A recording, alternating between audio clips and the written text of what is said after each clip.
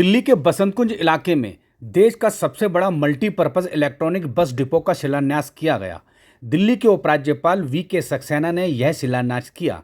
इस मौके पर दिल्ली के परिवहन मंत्री कैलाश गहलोत भी मौजूद रहे। वहीं इस समारोह में दिल्ली के मुख्य सचिव नरेश कुमार, प्रिंसिपल सचिव आशीष कुंद्रा, दिल्ली परिवहन निगम की प्रबंध निर्देशक शिल्पा शिंदे, परिवहन विभाग के कमिश्नर, दिल्ली नगर निगम के कई वरिष्ठ अधिकारी भी मौजूद रहे। सभी अतिथियों का पौधा देकर अभिनंदन किया गया।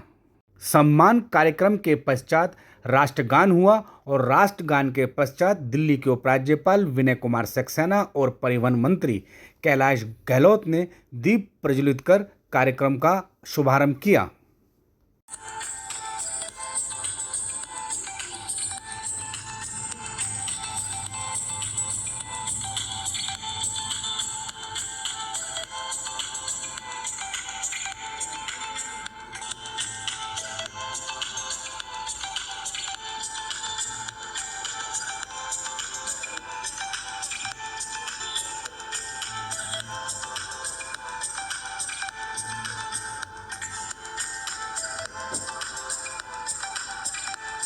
उपराज्यपाल विनय कुमार सक्सेना ने मल्टीपर्पज इलेक्ट्रॉनिक बस डिपो के शिलान्यास पत्थर का उद्घाटन किया और नींव रखी। इस समारोह के पश्चात दिल्ली के परिवहन मंत्री कैलाश गहलोत ने एक प्रेस कॉन्फ्रेंस का आयोजन किया और दिल्ली के बसंत कुंज में बनाए जा रहे देश के सबसे बड़े मल्टीपर्पज इलेक्ट्रॉनिक्स बस डिपो की विशेषताओं से अवगत करवाया।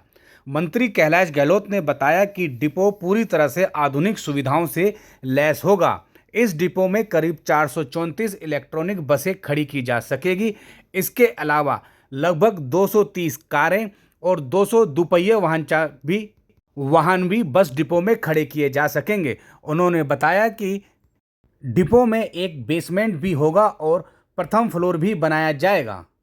मल्टीपर्पज इलेक्ट्रॉनिक बस डिपो की कुल ऊंचाई करीब 35 मीटर होगी और डिपो पूरी तरह से ग्रीन टेक्नोलॉजी से लैस होगा। डिपो में करीब 85 चार्जर पॉइंट बनाए गए हैं। वहीं डिपो की छत पर सोलर प्लांट लगाया जाएगा। इस सोलर प्लांट से करीब 600 यूनिट बिजली का उत्पादन होगा और इसी बिजली से इलेक्ट्रॉनिक बसों को चार्ज किया जाएगा। परिवहन मंत्री कैलाश गहलोत ने कहा कि दिल्ली के मुख्यमंत्री अरविंद केजरीवाल दिल्ली वासियों को बेहतर से बेहतर परिवहन सुविधा उपलब्ध करवाना चाहते हैं, इसलिए दिल्ली में अत्याधुनिक एसी बसें चलाई जा रही है। दिल्ली को प्रदूषण मुक्त करने के लिए अब अधिकांश इलेक्ट्रॉनिक बसें चलाई जा रही है और इन बसों को खड़ा करने की व्यवस्था के लिए भी बसंत कुंज इलेक्ट्रॉनिक बस डिपो का निर्माण होगा। सभी ने देखा कि पूरे देश में सबसे बड़ा और पहला इलेक्ट्रिक बस डिपो का फाउंडेशन स्टोन लेइंग सेरेमनी किया और देश ही नहीं बल्कि मैं समझता हूं कि दुनिया की अगर बात करें तो multi level electric bus depot ये वन ऑफ दी लार्जेस्ट भी है। इसकी शुरुआत 2020 में की गई थी जब एनबीसीसी के साथ हमने एमओयू किया और जैसे कि माननीय सीएम अरविंद केजरीवाल जी बार बार कहते हैं कि हमें दिल्ली को पूरी दुनिया का एक बेहतरीन पब्लिक ट्रांसपोर्ट सिस्टम देना है। इलेक्ट्रिक बसेस हमने इंडक्ट की, लेकिन मैं समझता हूं आज जो हमने multi level electric bus depot Vasant Vihar का जो फाउंडेशन स्टोन लेइंग सेरेमनी किया, ये एक माइलस्टोन के रूप में देखा जाएगा कि मॉडर्न इलेक्ट्रिक बसेस के साथ साथ उन बसों को हम कहां पार्क करेंगे, किस तरीके से मेंटेनेंस करेंगे, उसका ये एक अर्बन मोबिलिटी और मॉडर्न पब्लिक ट्रांसपोर्ट सिस्टम का एक बहुत अहम पहलू है।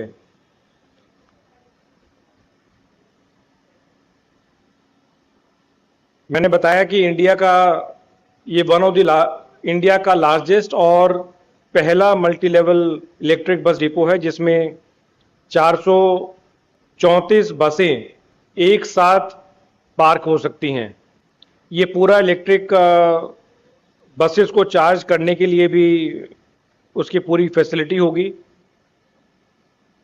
इसमें 434 बसों की पार्किंग के साथ साथ 230 कार की पार्किंग रहेगी बेसमेंट में और टू व्हीलर्स की 200 पार्किंग अलग से।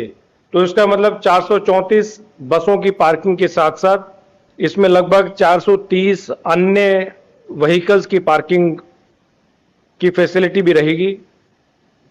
पूरा जिस जगह आप बैठे हैं ये पूरा वसंत विहार डिपो है और 5 एकड़ का ये कॉम्प्लेक्स है। और जो multi level electric bus depot होगा उसमें जैसे मैंने बताया कि एक बेसमेंट है, उसके बाद ग्राउंड फ्लोर है। ग्राउंड फ्लोर में मेनली जो बसों की मेंटेनेंस है वो रहेगी। 16 मेंटेनेंस पिट्स जो हम बोलते हैं वो इसमें रहेंगी। टोटल जो बिल्टअप एरिया है वो 7.6 लाख स्क्वायर फीट रहेगा। ग्राउंड कवरेज की अगर बात करें तो 1.27 लाख स्क्वायर फीट का ग्राउंड कवरेज इसमें रहेगा। इसकी जो टोटल हाइट रहेगी वो 35 मीटर रहेगी। इस पूरे मल्टी लेवल डिपो को डिज़ाइन करते हुए हमने दोनों चीज़ों का इसमें ध्यान रखा है कि ये एनवायरनमेंट फ्रेंडली भी इसका डिज़ाइन रहे और इसमें जितनी भी ग्रीन टेक्नोलॉजी की हम बात करते हैं उन सब चीज़ों का ध्यान रखा है। ग्रीन टेक्नोलॉजी के साथ साथ किस प्रकार से पूरा जो multi level electric bus depot है ये एफिशिएंट भी रहे। जो पूरा टेरेस है इस पे सोलर पैनल्स इस पे लगाए गए हैं जो कि 122 किलोवाट बिजली जो है वो एक दिन में प्रोड्यूस कर सकता है। वो मेरे ख्याल से इक्विवेलेंट टू लगभग 600 यूनिट के आसपास, इक्विवेलेंट टू 600 यूनिट्स जो है वो प्रोड्यूस कर सकता है। जितने भी डिपो के कॉमन एरियाज रहेंगे वो सारे इन सोलर पैनल्स के द्वारा जो बिजली बनाई जाएगी उसी से चार्ज होंगे। ईवी चार्जिंग स्टेशंस की जब हम बात करते हैं तो टोटल इसमें लगभग 85 चार्जिंग पॉइंट्स अलग अलग फ्लोर पे अलग अलग लेवल पे रहेंगे, जिससे कि हमारे जितनी भी इलेक्ट्रिक बसेस हैं वो बहुत अच्छे तरीके से चार्ज हो सके। मल्टी लेवल डिपो हम जब भी बनाते हैं तो उसका पार्किंग का एंगल क्या रहेगा ये एक बहुत इम्पोर्टेंट पार्ट रहता है। और हमने जब बनाना स्टार्ट किया तो एक्चुअली में इस पूरे डिपो में हमने मार्किंग कराया और अलग अलग एंगल्स पे बसों को पार्क करके हमने देखा। ड्राइवर से पूछा कि भाई आपको कौन सा एंगल सूट करता है, तो उस पूरे एनालिसिस और पूरी स्टडी में 45 डिग्री पे जब हम बसों को पार्क करते हैं तो वो ड्राइवर के लिए भी बहुत कन्वीनियंट रहता है। उसको पार्क करने में कोई दिक्कत नहीं होती और जब उसको रिवर्स करके निकालते हैं तो किसी भी अन्य बस को डिस्टर्ब करने की आवश्यकता नहीं है।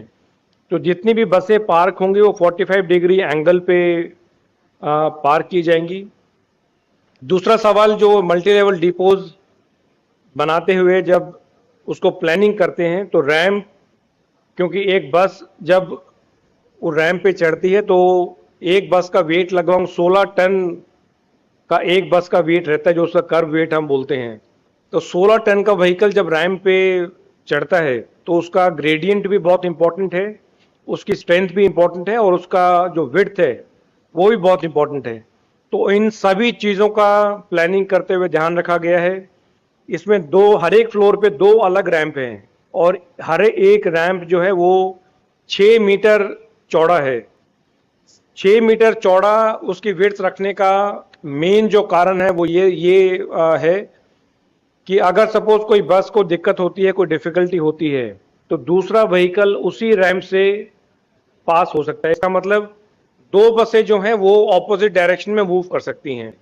ऑन एन एवरेज हम एक बस की जो विड्थ है वो 3 मीटर के आसपास हम लेते हैं, तो इसीलिए वो 6 मीटर का विड्थ हमने रखा है रैंप का। और जो ग्रेडियंट है वो 1:20 हमने रखा है। इसका मतलब आप 20 मीटर अगर आप क्लाइम करेंगे तो 1 मीटर का उसमें हाइट का डिफरेंस होगा। So that is considered to be a very convenient slope जब भी हम बसों की या वाहन की हम बात करते हैं। मैंने आपको बताया कि इसकी पूरी प्लानिंग करते हुए हमने एनवायरनमेंट फ्रेंडली के साथ साथ ये भी हमने इंश्योर किया है कि ये एफिशिएंट रहे। तो ये पूरी बिल्डिंग जो है ये ज़ीरो डिस्चार्ज बिल्डिंग रहेगी। इसमें इस पूरी बिल्डिंग में अपना इसका खुद एसटीपी होगा। जो भी इसमें वेस्ट वाटर प्रोड्यूस होगा उसको ट्रीट करके उसी पानी को जितने भी वॉशिंग है या जो ग्रीनरी को मेंटेन करने के लिए यूज़ किया जाएगा, वो उसी एसटीपी से जो पानी ट्रीट होगा उसी में से यूज़ किया जाएगा। इसमें पूरी बिल्डिंग को प्लान करते हुए हमें और भी चैलेंजेस का सामना करना पड़ा, क्योंकि जिस जगह आप बैठे हैं इसके नीचे डीएमआरसी की मेट्रो लाइन भी है। मेट्रो से भी हमने पूरा इसका स्टडी किया, मेट्रो से एनओसी लिया गया, और चूंकि इसके नीचे मेट्रो की टनल है तो जब बिल्डिंग को बनाएंगे तो नॉर्मल स्टैंडर्ड जो हम राफ्ट का हम डिज़ाइन लेते हैं वो ना लेके इसमें पूरा पाइल का जो स्ट्रक्चर है वो बनाया जाएगा, ताकि जो नीचे मेट्रो की टनल है उसको भी कोई डैमेज ना हो और डिस्टर्ब ना किया जाए। जैसे कि पहले बताया गया कि आज इसका शुरुआत की है और अगले आने वाले 2 साल में ये पूरी multi level electric bus depot बन के तैयार होगा। मैं सभी दिल्ली वासियों को इस multi level electric bus depot की शुरुआत होने पे बहुत बहुत बधाई देता हूँ। और जैसे कि माननीय सीएम अरविंद केजरीवाल जी हमेशा कहते हैं कि अगर आपकी नीयत साफ है तो भगवान कोई ना कोई रास्ता ज़रूर निकालता है। तमाम मुश्किलों के बावजूद, तमाम चैलेंजेस के बावजूद इतना बड़ा प्रोजेक्ट 409 करोड़ की लागत से दिल्ली सरकार इस multi level electric bus depot की शुरुआत कर रही है। तो एक बार फिर दोबारा मैं सभी दिल्ली वासियों को बहुत बहुत बधाई देता हूँ। एनबीसीसी को मेरी तरफ से ढेर सारी शुभकामनाएं, जो कि पूरा प्रोजेक्ट की प्लानिंग से लेके और एंड तक उसको बनाने में दिल्ली सरकार के साथ कंधे से कंधा